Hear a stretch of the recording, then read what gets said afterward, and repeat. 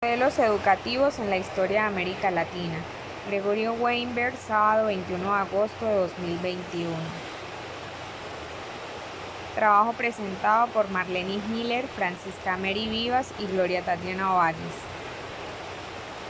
A lo largo de la historia, los modelos educativos han sido producto de factores políticos, económicos, religiosos y culturales. Se han estructurado con base en los intereses institucionales imperantes de cada época. De este modo, en la época colonial se cimentaron las bases de la educación latinoamericana, las cuales han emergido de dinámicas históricas, respondiendo así a factores políticos y socioeconómicos. La vasta influencia europea, muestra del subyugo español, invalidó las necesidades y características de los esclavos aborígenes y africanos, considerados únicamente como mano de obra sometida, objetos comprados y vendidos como mercancía. No tenían ningún derecho e incluso se podía disponer de sus vidas. Es así como la colonización constituyó un verdadero cataclismo para los indígenas. Armas de fuego, trabajo forzado, alteraciones de la dieta alimenticia, encomienda, descenso demográfico son algunas de las consecuencias que tuvo este proceso. En cuanto a la esclavitud negra, su introducción se convirtió en una de las mercancías más importantes del comercio internacional de la época y en una actividad que permitió acumular ingentes capitales.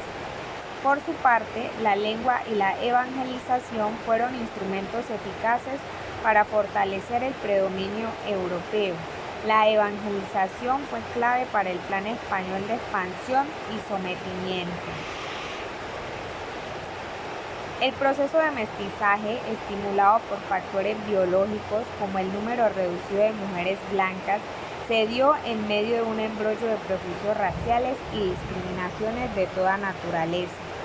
De este modo, la diversidad de grados de cruzamiento dio paso a estudios como el del autor sueco Magnus Mörner sobre la evolución histórica de dos procesos paralelos en América Latina.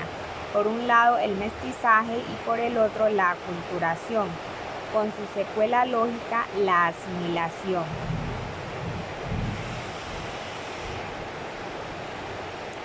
Tenemos por acá algunos datos claves. Por ejemplo, en el siglo XVI, las misiones evangelizadoras inspiradas en las ideas renacentistas de la dignidad del hombre y de su posible redención por el trabajo, la educación y sobre todo la religión.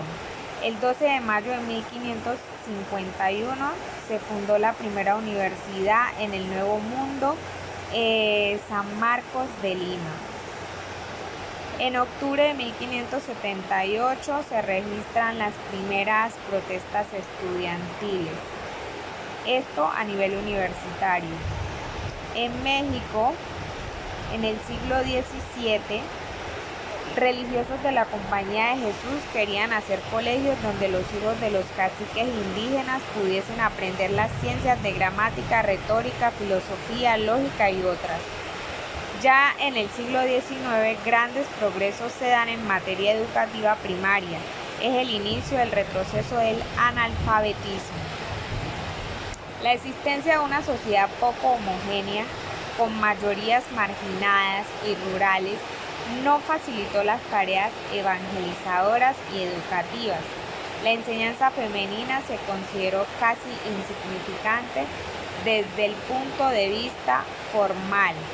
El modelo velaba por el cumplimiento de la moral tanto de los maestros como de los discípulos.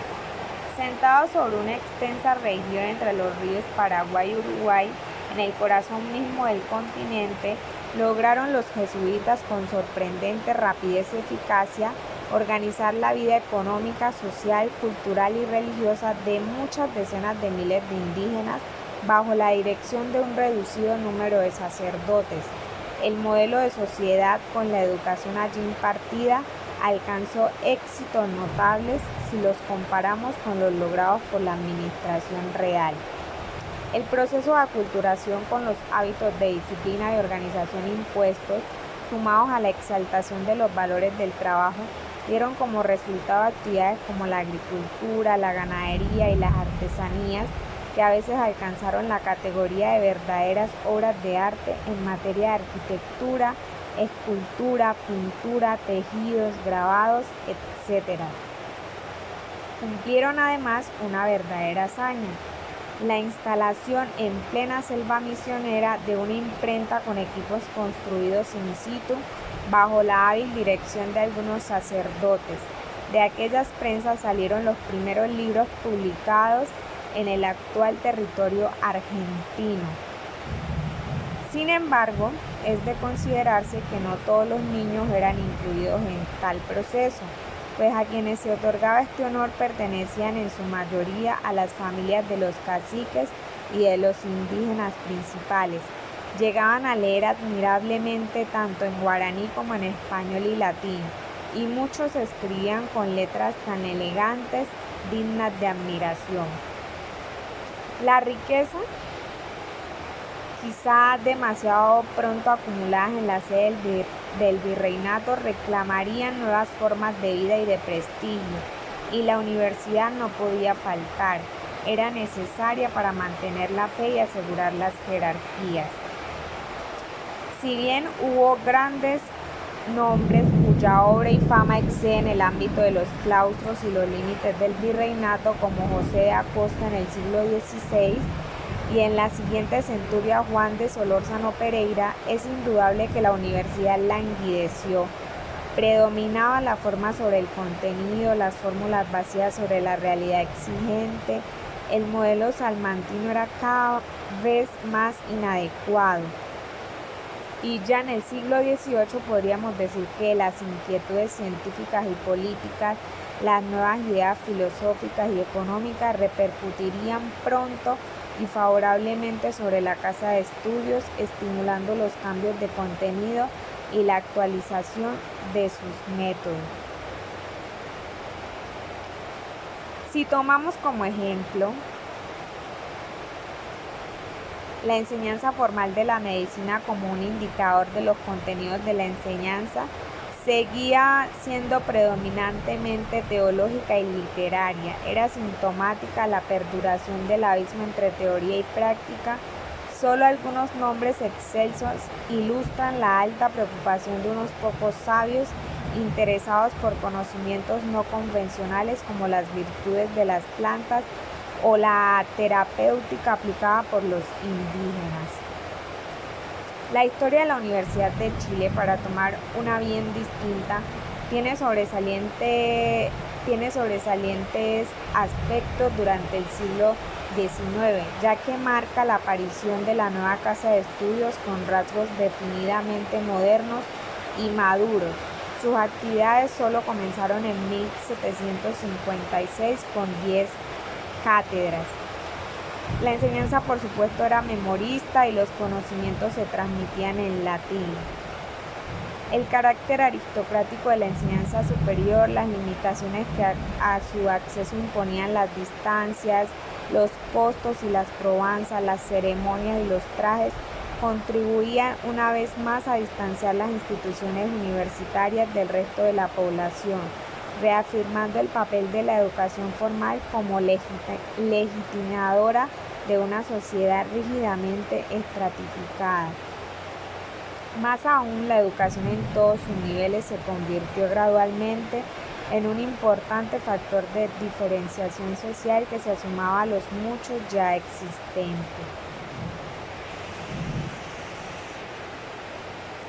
En cuanto al modelo colonial brasileño, poseyó por su parte rasgos específicos que lo distinguen del español, aún manteniendo algunos elementos comunes.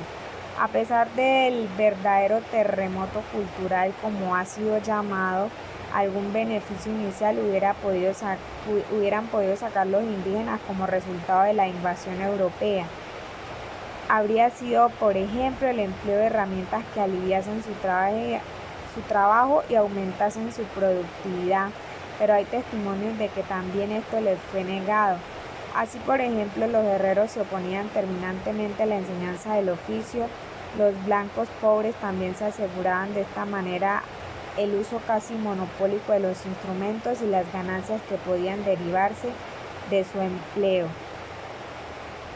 Uno de los objetivos era evidentemente, además del lucro, socavar al rival imperio español, sobre cuyas fronteras hicieron los lusitanos amenazadores avances. Los blancos expresaban un profundo desprecio por el trabajo manual, por las actividades prácticas o las labores mecánicas, asociadas todas estas tareas al trabajo servil, considerado degradante e indigno de un hombre libre. La educación formal estuvo a cargo fundamentalmente de la Compañía de Jesús, que se convirtió en el Brasil, como en tantos otros lugares, en la orden educadora por excelencia. Su enseñanza elemental se confundía con su función catequística.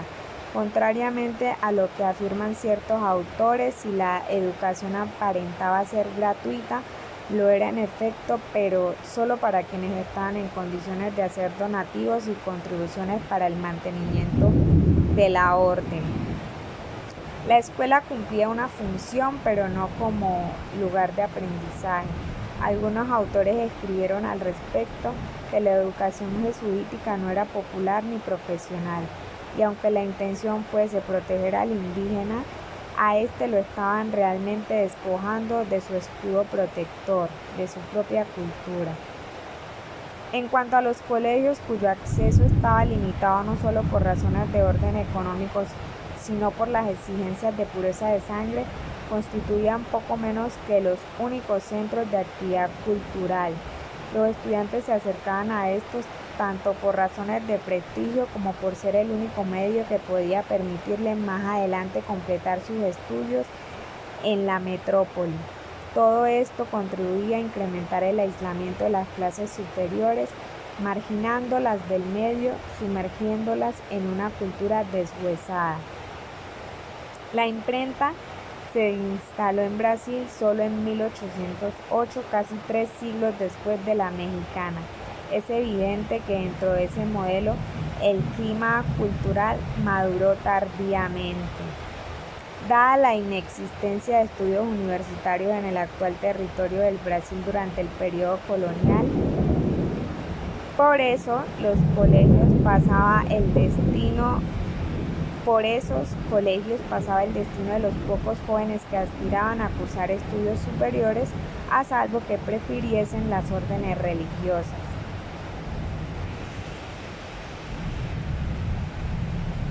La Ilustración. A grandes rasgos puede decirse que los lineamientos educativos y culturales se trazaban desde la península. Recuérdese así que las leyes de India no hacían mención alguna a la educación infantil, interesándose en cambio por los otros niveles. La Ilustración contribuyó a socavar el rígido tradicionalismo, el conmovido principio de autoridad y, en última instancia, a incorporar nuevas pautas, valores y actividades en sustitución de las vigentes. Las críticas, limitadas a ciertos factores entorpecedores de los mecanismos económicos, no podían poner en duda el sistema colonial como tal. Por tanto, las reformas sugeridas o reclamadas se centraban en torno a una política educativa y cultural que, de llevarse a cabo, modificaría hábitos y valores, lo que permitiría asimilar innovaciones. Los ilustrados, convencidos estaban de la necesidad y de la posibilidad del progreso, entendido como un impulso que llevase a la difusión y secularización de ideas tales como las de felicidad y libertad, sin descuidar, por cierto, las de utilidad, y aquí la educación desempeña un papel sobresaliente. Consideraron como único agente de cambio posible que podía avisorarse al Estado, y precisamente desde allí los ilustrados intentaron, tanto en la metrópoli como en las colonias, impulsar ese proceso de transformación social. En definitiva, lo que distinguirá el modelo educativo de la Ilustración es la concepción inicial de la educación como un vehículo de afianzamiento de la autoridad real, supuesto clave del despotismo ilustrado, mientras que el movimiento independentista ya cuestionará la legitimidad del poder de la monarquía y enfatizará en cambio los contenidos igualitarios de soberanía popular. Desde México al Río de la Plata, pasando por Caracas o Lima, idénticos son los clamores: educación, educación para diversificar la economía, para una mejor administración, para mejorar las costumbres. El espíritu crítico actúa como un factor disolvente y las nuevas generaciones criollas se irán adueñando de eso. La enseñanza preparatoria, por su lado, reservada a quienes pudieran demostrar su pureza de sangre, conducía exclusivamente a los estudios superiores, de aquí que no ofrezca el interés de los otros niveles. Las universidades a su vez languidecieron durante el siglo XVIII por el franco predominio de las ideas tradicionales, lo que acarreó como consecuencia que la enseñanza se fuera vaciando de contenido y que se fuera enajenando los instrumentos conceptuales que le permitiesen entender la realidad. Por eso, las nuevas necesidades que planteaba el modelo en proceso de adopción pudieron en parte ser satisfechas por el desarrollo de otras ideas y técnicas, pero ahora fuera de los claustros. Así, el naciente periodismo, las grandes expediciones científicas y también algunas polémicas en muy diversos campos suscitadas por la difusión de ideas filosóficas o científicas heterodoxas. En un nivel harto diferente podría señalarse un hecho no menos significativo, ya que decaído el fervor catequístico inicial de los primeros tiempos de la colonización europea en el Nuevo Mundo, la Ilustración renueva el entusiasmo por la actividad educativa y se manifiesta, por ejemplo, con la creación de establecimientos de enseñanza inspirados ya en otro espíritu, sobre todo práctico. Estamos pues en presencia de una nueva ideología que dispone de nacientes instrumentos, uno de ellos excepcionalmente importante, la difusión del libro, cuyo equivalente podríamos hallar hoy en los medios de comunicación de masas que plantean un sensacional desafío al sistema educativo actual. Emancipación, nuevos principios. Se intenta extirpar los castigos corporales de la escuela. Se prohíbe desde el día de hoy la corrección de azotes en todas las enseñanzas, colegios, casas de corrección y reclusión y demás establecimientos. Se alienta la preocupación de la enseñanza de la mujer o las indígenas. La imprenta y las bibliotecas, el libro y los periódicos constituyeron, por otro lado, los medios idóneos para propagar las nuevas ideas. Todos los españoles tienen libertad de escribir, imprimir y publicar sus ideas políticas sin necesidad de licencia, revisión o aprobación alguna anterior a la publicación, bajo las restricciones y responsabilidad que establezcan las leyes.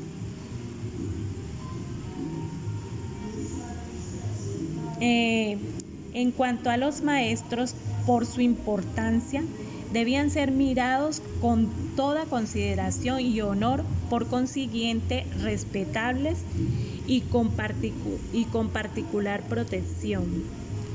Respecto al reglamento para los maestros de primeras letras, promulgado el 18 de junio de 1813 en Santiago de Chile, se lee: los maestros, por la importancia de su ministerio y por el servicio que hacen a la patria, deben ser mirados con toda consideración y honor.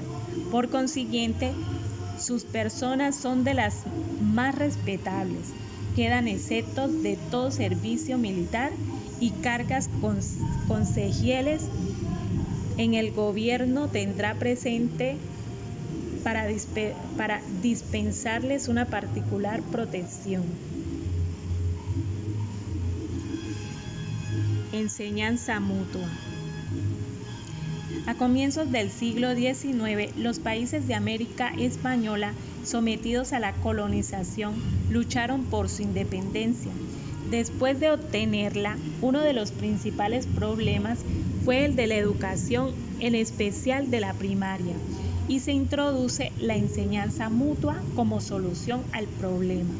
José Lancaster, hijo de obreros, se desempeñó como maestro en una pobre barriada londinense.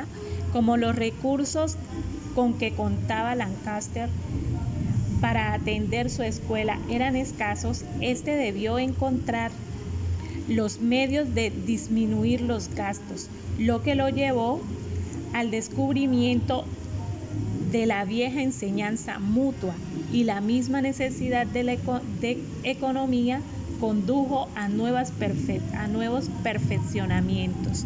Los resultados obtenidos pronto le dieron pública notoriedad, y el eco de su experiencia, que trascendía el filantropismo corriente, llegó a conocimiento del rey de Inglaterra, cuyo apoyo y buena voluntad se conquistó, pero no así el de jerarquía eclesiástica anglicana.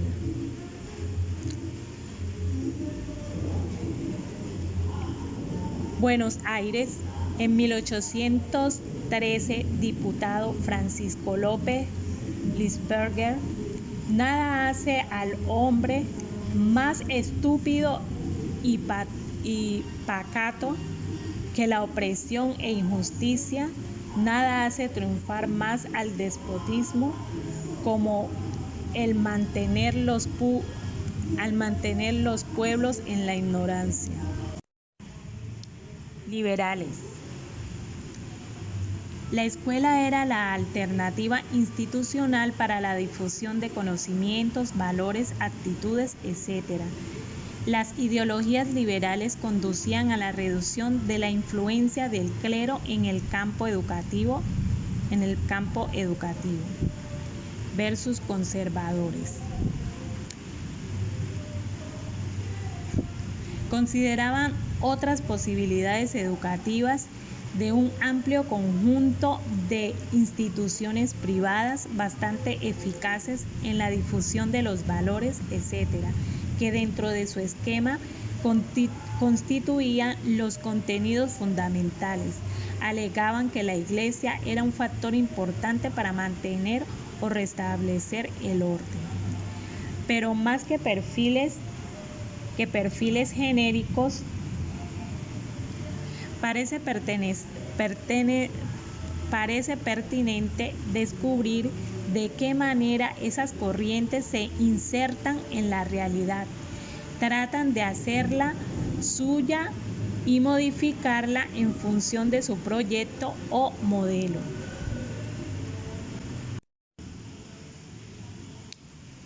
La educación de las masas se hace algo absolutamente fundamental entre nosotros. Educación que, libre de alienación, sea una fuerza para el cambio y para la libertad. La opción, por lo tanto, está entre la educación para la domesticación alienada y una educación para la libertad.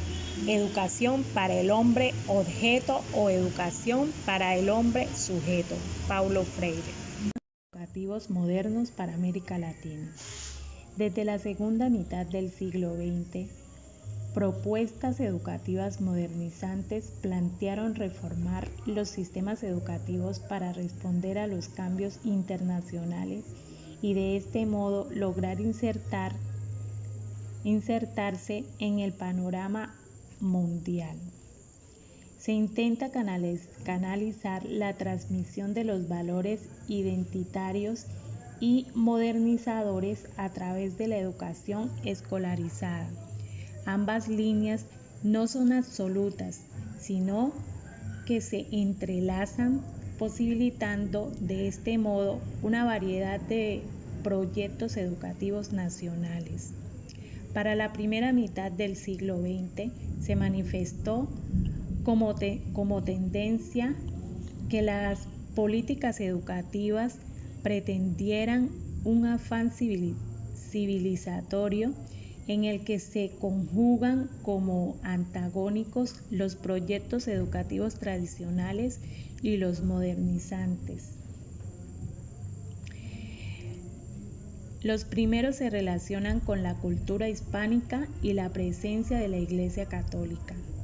Solo en algunos casos hay intentos de considerar como parte de la tradición a las culturas indígenas, la recuperación del folclore y de las tradiciones populares son baluartes de los proyectos tradicionales. Los proyectos modernizantes insistían en proclamar constantemente la necesidad de nuevos planes de estudio o métodos escolares, o la importancia de la formación técnica sobre una formación cultural. Democracia e industrialización fueron la piedra angular del desarrollo económico-social en el que la educación cumplía un rol decisivo. La transformación que intentaba producirse era acelerada porque era necesario no perder el rumbo de la modernización, según la concepción de los países desarrollados o adelantados. Se esperaba que la industrialización ayudara a la liberación política y económica de las naciones latinoamericanas. El clamor por el desarrollo fue unánime e implicaba, la mayor parte de las veces, despegarse del lastre de las tradiciones y promover los cambios en los sistemas educativos. En este sentido, aumentó el número de alfabetos, aunque el índice de analfabetismo continuó altísimo, sobre todo en las zonas rurales. También fue prioridad reforzar la educación técnico-industrial y dotar de mayor prestigio social. Sin embargo, los resultados no fueron totalmente satisfactorios, según consta en el informe de la Conferencia de Ministros de Educación y Ministros de Planeamiento Económico, Buenos Aires, Argentina, 1966, donde señalan deficiencias persistentes en los sistemas educativos como la falta de articulación y flexibilidad entre los diversos ciclos, la desigualdad en cuanto a duración y calidad de la educación rural con respecto a la urbana y la ausencia de una clara correlación entre las propuestas de reforma y las acciones pertinentes. A partir de la década de los 80, se cuestionaron los resultados hasta el momento obtenidos mediante las reformas educativas, adjudicando la mayoría de los magros resultados a una demanda excesiva de cambios respecto de la capacidad de los sistemas sociales y en particular a la capacidad de gestión del Estado. Hacia los 90 se inician los procesos de reforma educativa para poner en América Latina en paridad de condiciones con respecto a los países desarrollados. Mejorar la calidad del sistema educativo global para incrementar una real igualdad de oportunidades y ante el fenómeno de la globalización, fortalecer la identidad nacional y regional con propuestas interculturalistas donde lo tradicional de la región adquiere un valor destacado. Las reformas proponían múltiples objetivos vinculados a la economía o lo social o a lo cultural y daba a la educación un valor instrumental para alcanzar aquellos objetivos. Las políticas de reforma de los 90 se desarrollaron en torno a 4 ejes principales: gestión, calidad y equidad, perfeccionamiento docente y financiamiento. Se plantea la educación como nexo entre sociedad, desarrollo y equidad, y como base para repensar proyectos colectivos que posibiliten vivir en un mundo multicultural. Las reformas educativas llevadas a cabo en Argentina, Uruguay, Brasil, Paraguay, Bolivia y Chile en la segunda mitad del siglo XX han pretendido modernizar los sistemas educativos según diversos criterios de modernización, como ordenación del caos, como desarrollo económico-social, como reconocimiento de la diversidad, con la finalidad de ofrecer más y mejor educación a todos los habitantes. Los sistemas educativos de Argentina, Uruguay, Brasil, Paraguay, Bolivia y Chile estuvieron en cierto modo en constante reforma en la segunda mitad del siglo XX, ya que los gobiernos, en su mayoría, han coincidido en el enlace de la educación y han sugerido sucesivamente medidas transformadoras que por sí solas son suficientes para solucionar la variedad de dificultades que aqueja a la región en relación con cuestiones económicas y sociales. Tal vez políticas sostenidas en el tiempo sean una vía de solución. Muchas gracias.